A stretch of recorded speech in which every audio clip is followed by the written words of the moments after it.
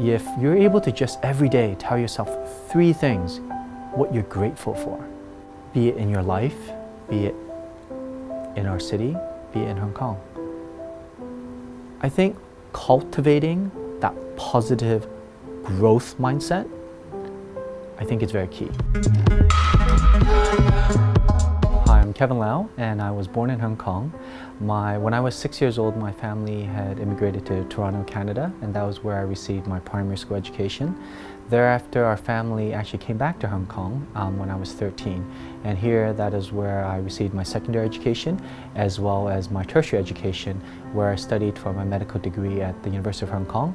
And thereafter, I chose to specialize in radiology. So I'm now qualified also as a specialist in radiology in Hong Kong, as well as in the UK. So I also have a degree in Masters of Public Health, as well as a Masters in Public Administration. So when I was in high school, towards year 12, year 13, to be honest, I've always been somebody who's gone with the flow, if I could use that term. At the time, I was pursuing different types of degrees. When I was growing up, actually, a side dream that I had always had was to be a pilot. But at the time when I was growing up, actually pilots had to have 20/20 vision. So at that time I didn't qualify to be a pilot, but that's always sort of been a small dream of mine when I was growing up. How I then pursued to decide on medicine was when I was in between the summer of year 12 and year 13. I had the opportunity to attach at one of the hospitals in Hong Kong. It was actually Queen Mary Hospital. And it was at the renal dialysis unit, where I got to know a lot of doctors, a lot of patients, and I grew to really appreciate medicine, that it's really a combination of science and art, where on one hand we obviously rely on evidence-based facts, evidence-based medicine, on looking at different metrics and data, and using that to prescribe what is needed and to help the patient. But at the same time, in how we interact with patients, especially on the patient communication, that's really an art. It's an art of dealing with people, I would say. So I think that really drew my heart towards being a medical doctor. And that was how I began my journey as a medical doctor.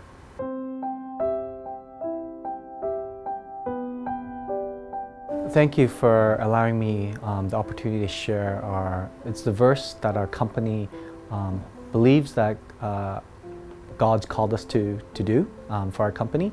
And it's really a combination of a few things. Trinity Medical, as a group, we believe that really healing for one's health. In fact, our vision is actually healthier people, a better world. And what does that mean by healthier people?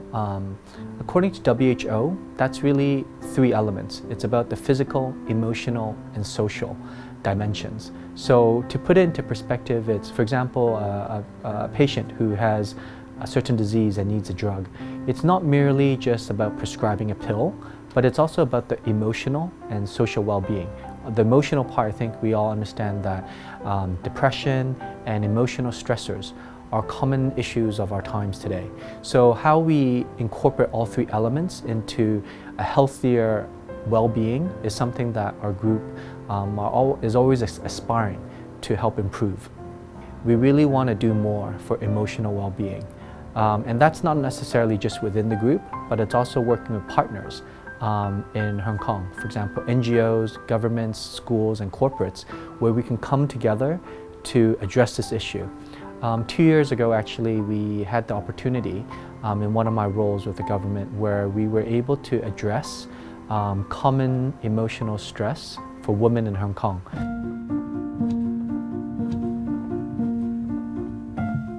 First, I think I've just been very blessed with opportunities to serve. A personal story of mine is that I think in 2009, I was actually in a near-death accident. So for me, that was quite a pivotal moment. In fact, that was a moment which really made me reflect on the meaning of life and also the purpose of life and on the calling of my life. It was actually then that I recommitted my life to Christ. And also on that journey, I just really was reminded a few things that I learned from high school. In fact, I was reminded of a phrase that one of my headmasters had told me, is that with greater blessings, or with greater that we receive, the greater the responsibility is to others. And I think I've been a very fortunate person in that just through my upbringing, through my education, I'm very indebted to all my mentors and teachers over the years. And I really feel that that in itself is an obligation and responsibility to give back. And over the years, I think there's been opportunities for me to serve in different capacities. And I view it as opportunities, and as well as, more importantly, an honor to serve, be it not just in public service, but also in my profession, in the commercial world, and also in social welfare in the NGO world. I think as long as there's an opportunity for us to help those that are less fortunate and those in need, I really view that as an honor and opportunity where we are, at least for me, I feel that I'm called to do that.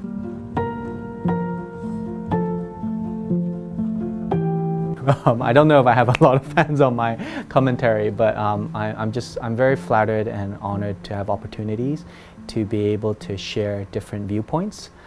I think that with the unique background that I have as a professional, as somebody who was born in Hong Kong, who also has had experience in Canada, in UK and US, and I'm also a business owner, I'm also a husband, I'm also a father of 4 children, and Hong Kong is my home, you know, and with that I really view what is the best for my children, what is the best for the future of my home. And I think these 2 questions are constantly resonating in my head. I think there are opportunities for Hong Kong and for our city at this time, and I hope that through different readers and through their feedback to me, and also through their interaction with me, that we're able to sharpen, iron sharpens iron, I always believe in that we're able to all constructively come together to build the city, to build our home together for the future.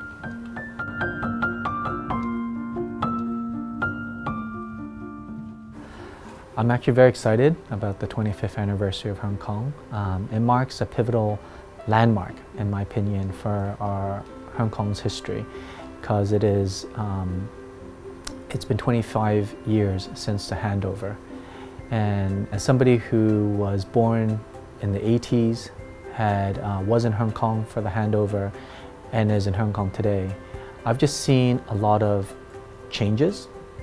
I've also seen, definitely there have been challenging times, but I also see that there are a lot of new opportunities, and I really view that the future of Hong Kong is very bright, and there are a lot of opportunities. I do think that in the last few years there have been a number of incidents which understandably I think, you know, some people may be dampened with their confidence in our city. But to be honest, I often think that with challenges, it only makes us stronger for the future. I use a common analogy is that a lot of times, you know, for us to jump higher, what must we do? We must bow down low first before we can jump high.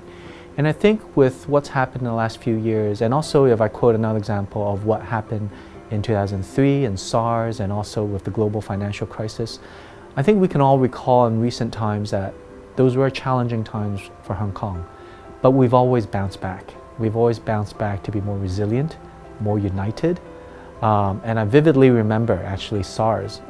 It was something that was very close to my heart because it affected a lot of our medical doctors. And unfortunately, we also had some doctors that had passed away because of SARS. But it brought the community a lot closer. And I think where we are today, it's a very pivotal point. I see more unity that will be fostered in the coming years. I see that there are a lot of new opportunities for Hong Kong in its unique role. I think especially on July 1st when President Xi came in person to Hong Kong to celebrate its 25th anniversary. So I really think that President Xi and his presence coming on July 1st It's a staunch support of the central government to Hong Kong, as well as the sentiment of our motherland and the people to Hong Kong. And in the last 6 months, I think you can see that during especially a fifth wave of COVID, when it was a very challenging time for Hong Kong, we had a number of mainland doctors, mainland health professionals, that at our most challenging time, they came to Hong Kong to support our healthcare system. And more importantly, they supported the Hong Kong people in providing necessary support that was needed, very much needed, at our hospitals, at our elderly homes. And that was a very important gap that we bridged. Otherwise, I think our death rates would have been much higher. I think with that, I also like to supplement that. I think with the new opportunities of the Greater Bay, with RCEP, and also with the reassurance with the international community that Hong Kong remains to be using common law, and also with its unique advantages under one country, two systems, there are huge opportunities for our financial sector, for our insurance sector, for our medical sector, and these are opportunities I think that are uniquely placed in Hong Kong.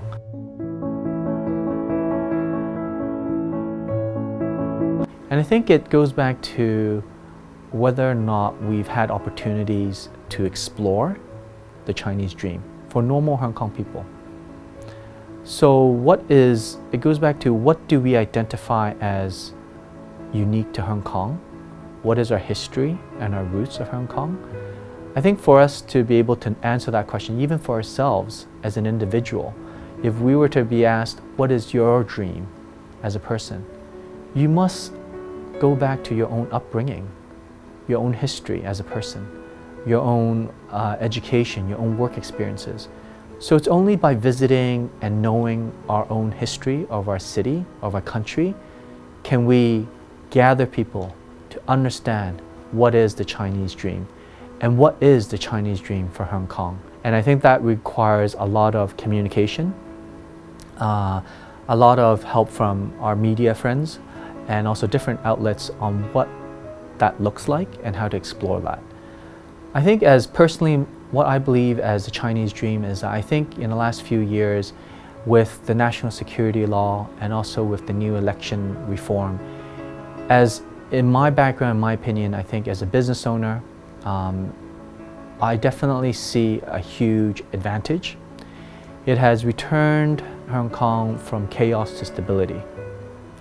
And I think for business owners, and I'm sure I speak for nearly all our business owners in Hong Kong, having stability is so key to running any business.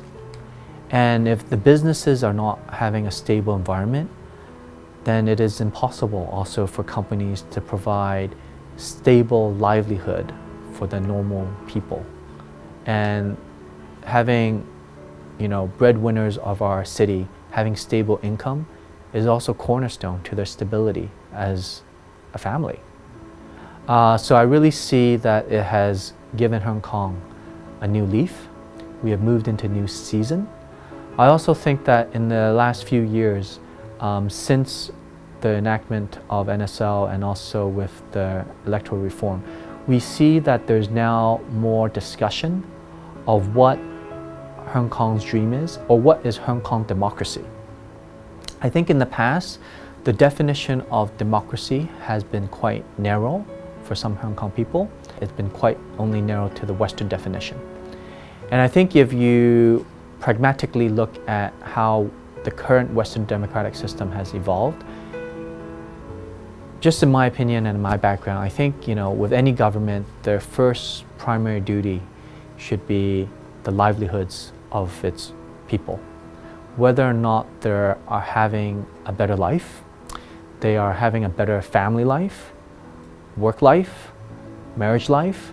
And with these common denominators, I would argue to say that, in the US, in where some, or even that they would claim as being the most democratic country in the world, they're experiencing one of the most severe polarization of their society.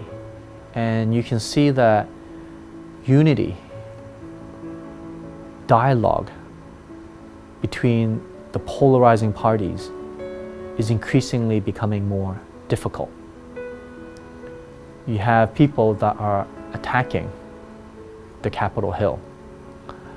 You have inflation at its 40 years high. These are all affecting the common livelihood of people, because it means that how would they, on their current salaries, pay for just day-to-day bills? How do they even drive to work with skyrocketing gas prices? How do they provide food and meals on the table if grocery prices are at an all-time high? These are actual difficulties that commoners are facing in the US and in the UK. So I'd argue to say that in comparison, if you look at Hong Kong, if you look at in our motherland, our government systems have allowed us to contain, I'm not saying we don't have those issues, but to contain more of those issues and to always try to see what we can do for the commoner, for the common people of our communities and of our home.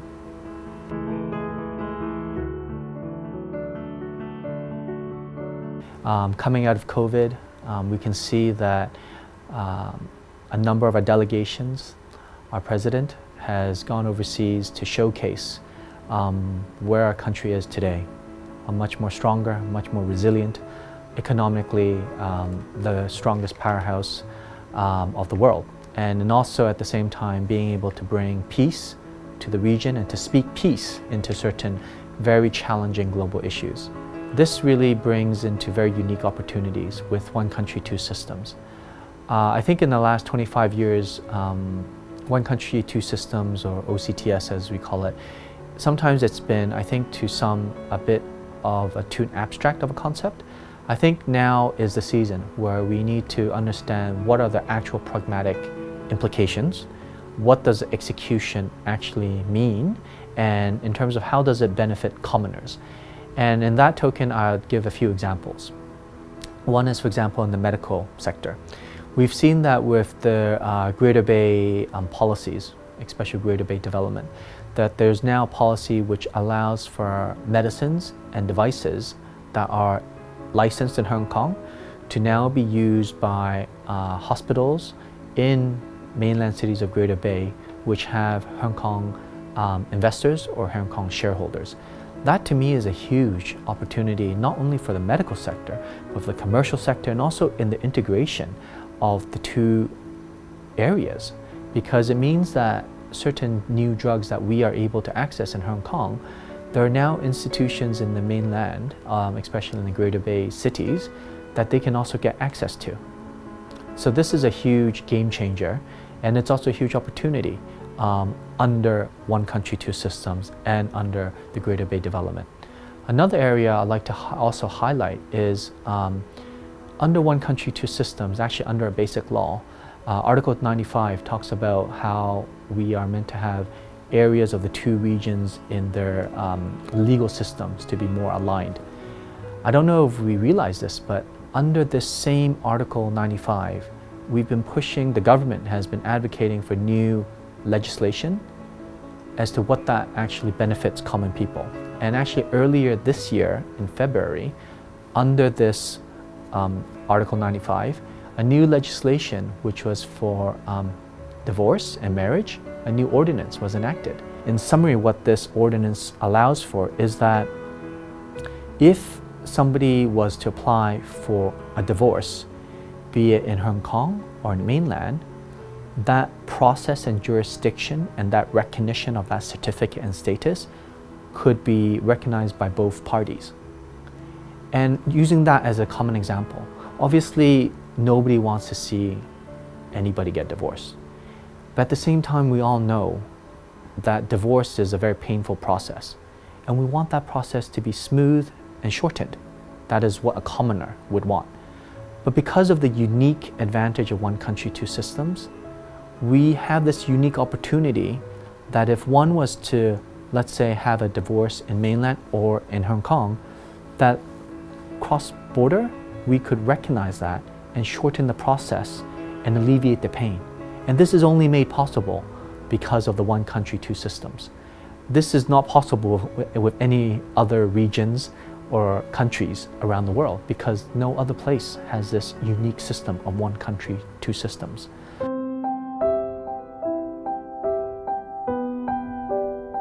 I understand that youngsters of our time are having a challenging time. I understand that they see that with globalization, opportunities for upward mobility are seemingly reduced. As somebody who I think has gone through, challenging times of Hong Kong, personally, I've also had different challenges in my life.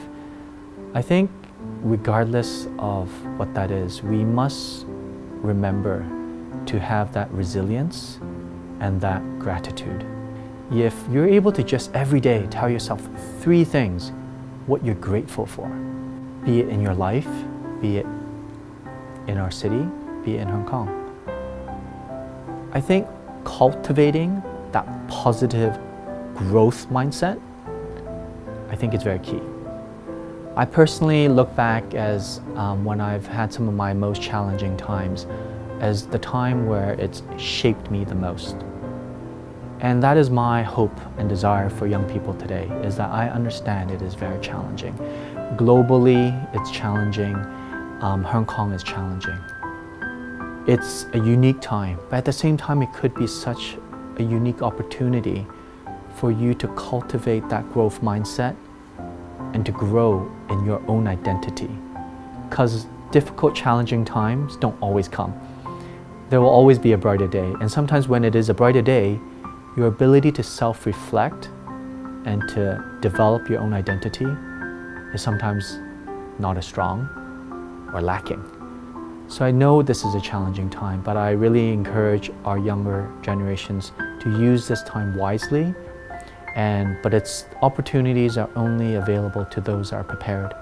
And I think for one to be prepared, you need to be in tune with yourself first and to have that growth mindset, to know that in all times, in all situations, one will always be able to rise and grow.